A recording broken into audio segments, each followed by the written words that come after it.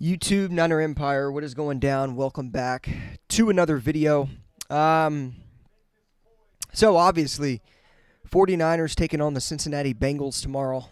It's in Santa Clara, in San Francisco. 49ers facing a situation where, they're coming off of two straight losses.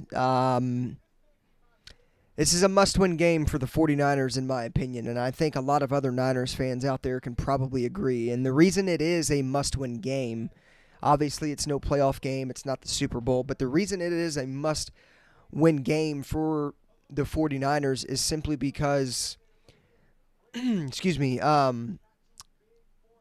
each loss that the 49ers are accumulating is hurting their chances at getting the number one seed.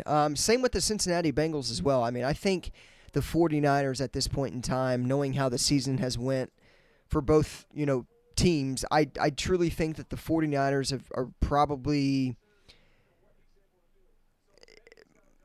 more likely to get the number one seed in the NFC opposed to the Cincinnati Bengals getting the number one seed in the AFC. And that's strictly just because how loaded the AFC is. And when it comes to the NFC, you have the 49ers, you have the Philadelphia Eagles, and that's really it. I'm sorry, but the Cowboys are trash. They're not gonna be in the NFC Championship anytime soon. They're not getting to the NFC Championship with Dak Prescott. So, Cowboys fans, I'm sorry, you guys are done again this year. I don't even know if they're going to win a playoff game. But either way, that's beside the fact. So, I mean, what's at stake for the 49ers? Obviously, losing 3 straight games into the bye week will have the team and the coaching staff questioning themselves. And obviously, with the 49ers having a bye week after the Cincinnati game, it's a huge time for the 49ers to get healthy with some of the players that, are hurt and or have been out. One being Deebo Samuel, obviously. 2 being Trent Williams. I don't know if Trent Williams is going to be playing tomorrow. He is still questionable at this point in time.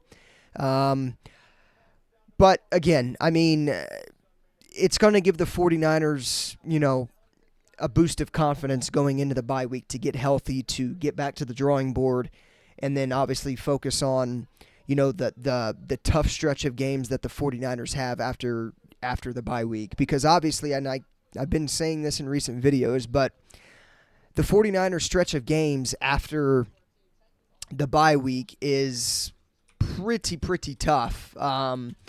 Just, some of the opponents to look at after the bye week. We can go down the list here. So we've got the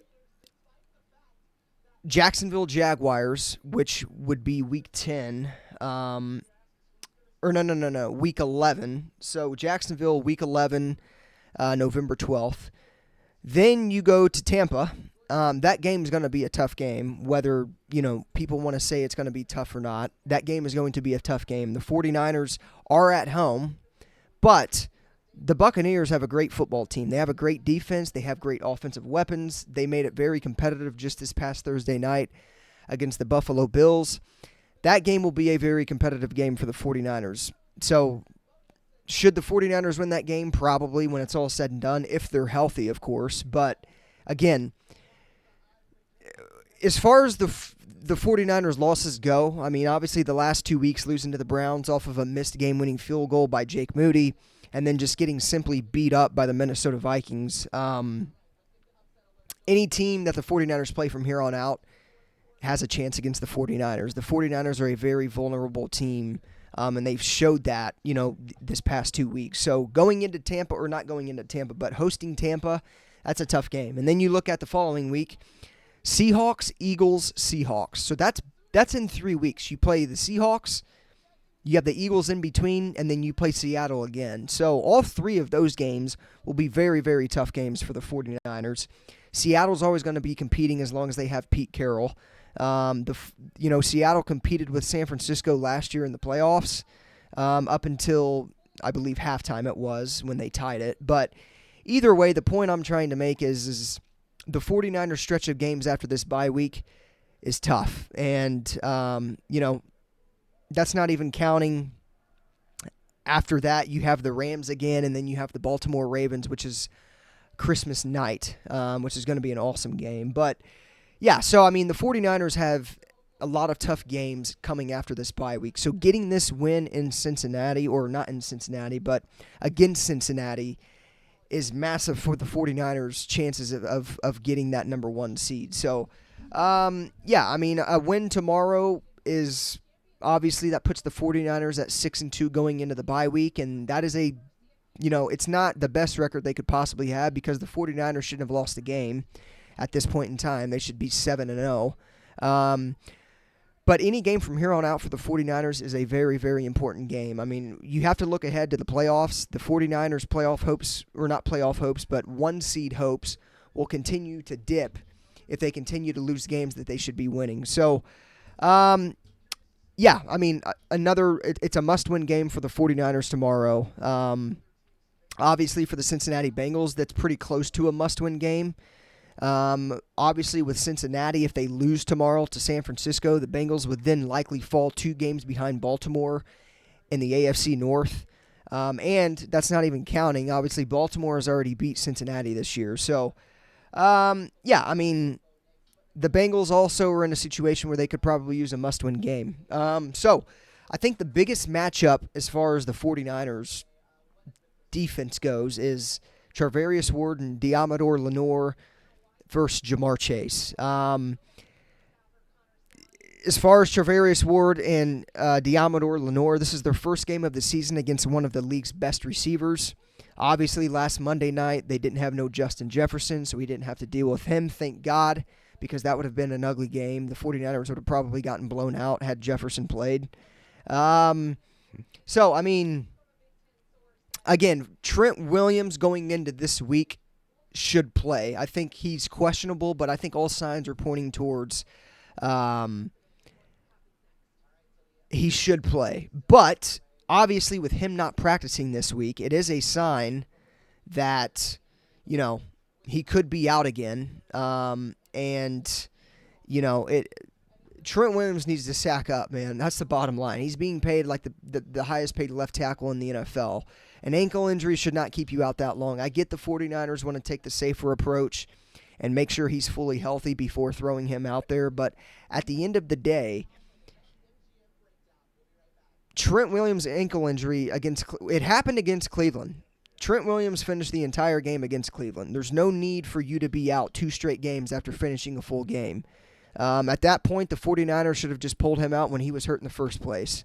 But they didn't, and Kyle Shanahan reiterated last week that after losing to Minnesota, that Trent Williams should have played, or had Trent Williams played, he'd probably be out against this game against Cincinnati. So, sack up, Trent Williams. Put the tape on the damn ankle and get out there and play. We clearly need you. You're being paid like one of the top tackles in the league. I don't think this ankle injury is severe enough to where you need to be out 2 games. We need Trent Williams. He needs to sack up with Trey Hendrickson and who's the other cat they have?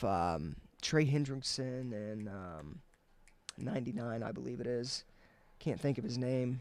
Sam something, I think. But Cincinnati's pass rush is fierce. They get to the pass. They get to the quarterback. Trey Hendrickson, I believe, has 7 sacks on the season. With Trey Hendrickson, he really doesn't move around the field like a guy like Nick Bosa or Micah Parsons would. Trey Hendrickson typically rushes from the right side, which means Trent Williams is going to be on him all game. So, if he plays, of course. So, Trent Williams has to play. He needs to get out there and sack up and play. I think that's the biggest thing going into this game. And, of course, not only is that going to help Brock Purdy out, but our run game was nowhere really to be found last week. And that clearly, was rubbing off of Trent Williams not being out there and playing. So, again, I think the 49ers are probably looking at the situation or have been looking at the situation like, if Trent Williams, if we don't practice him all week, that should give him enough, leeway to get that ankle healed up enough to play in this game. So that could be something that the 49ers are doing. Again, he's questionable. We don't have any word on Trent Williams yet. It could be a game-time decision type of thing as well. It's just something we're going to have to continue to keep an eye out on and monitor.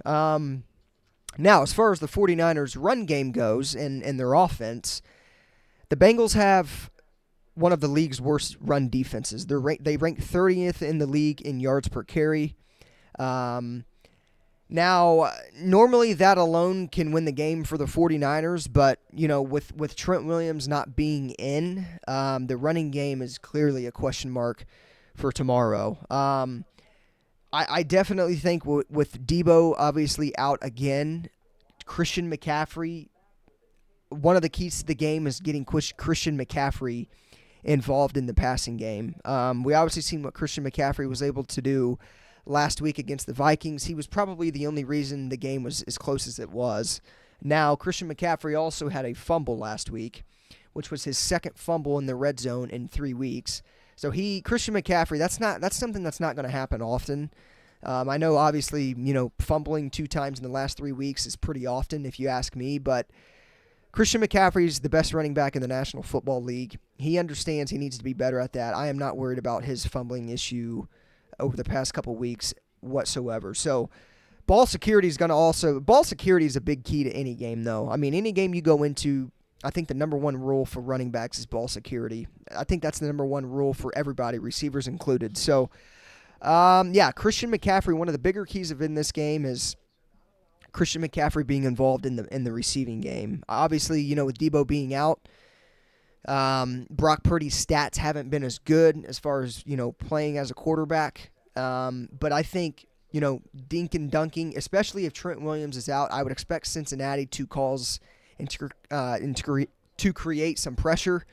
And with that being said, if Christian McCaffrey, if he's involved in the receiving game, that's going to take some pressure off of Brock Purdy because he'll be able, to get the ball out quick. So McCaffrey being involved in the receiving game is going to be huge for tomorrow.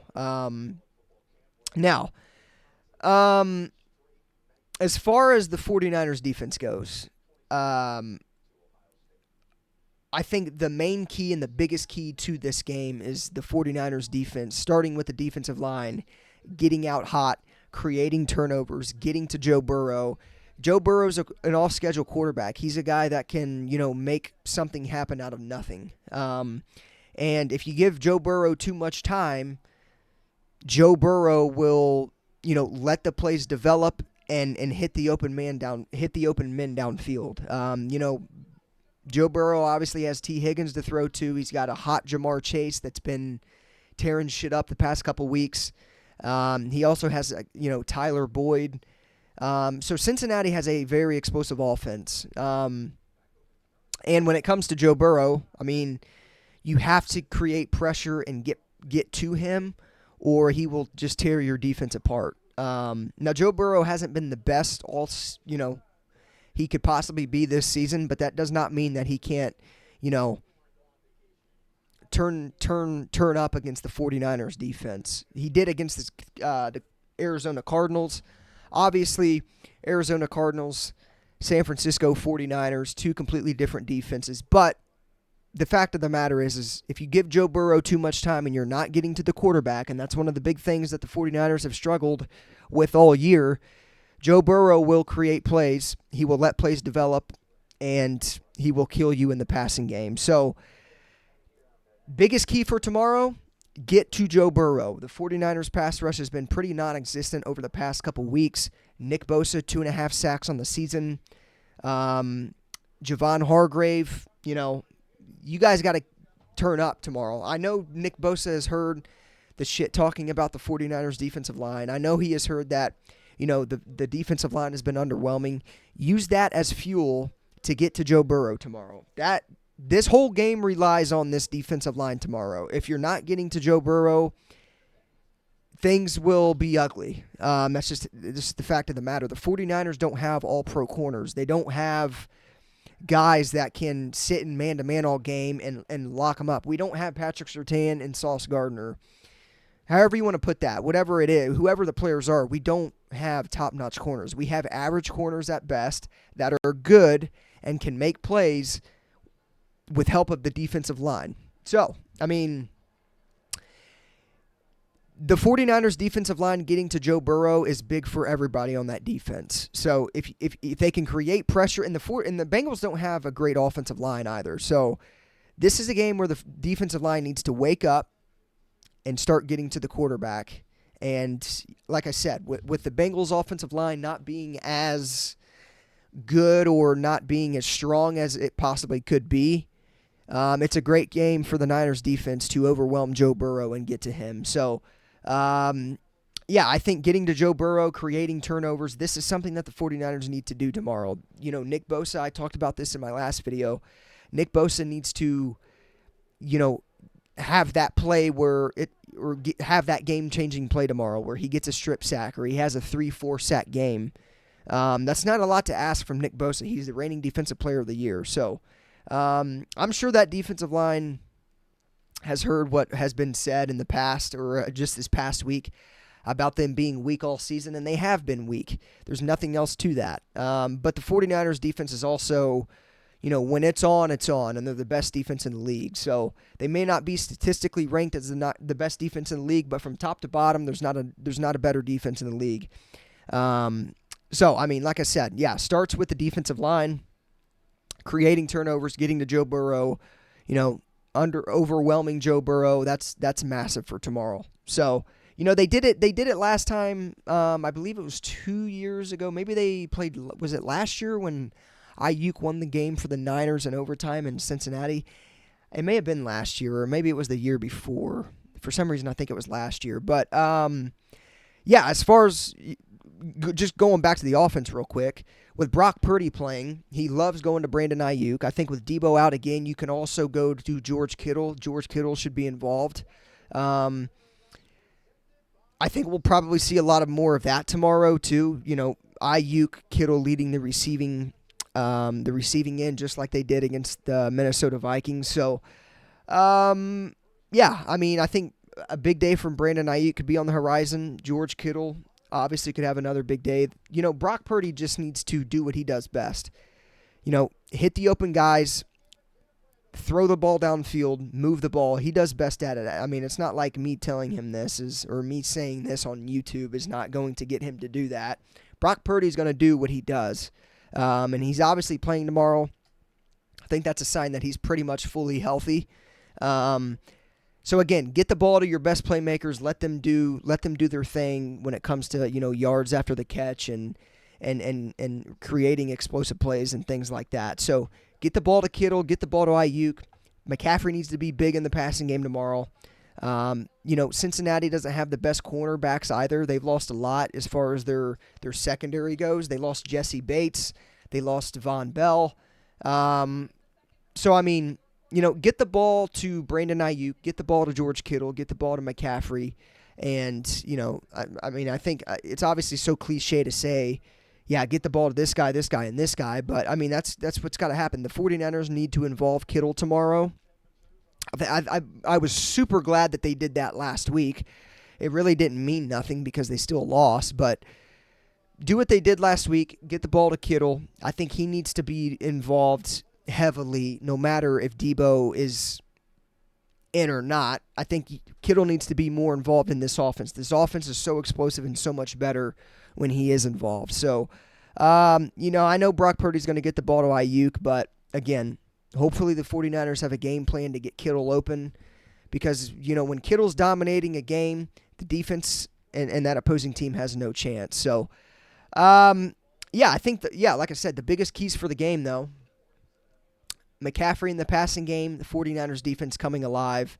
And then I think, of course, again, this week will be getting George Kittle involved. So, again, I mean, the 49ers offense is not the best statistically when it comes to coming from deficits and coming from behind.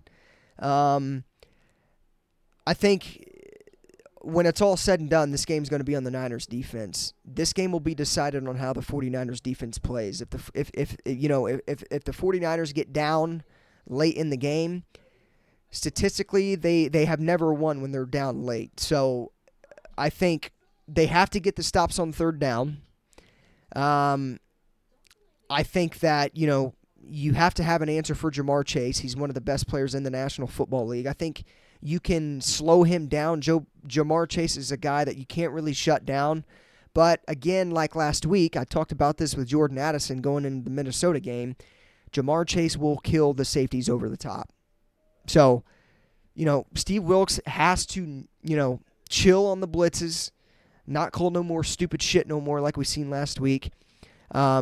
And as long as the 49ers defense shows up tomorrow, gets to Joe Burrow and plays, that's what this game will be decided on. Are they going to do that? I think so. I think when it's all said and done, 49ers score prediction right here. 49ers win this game.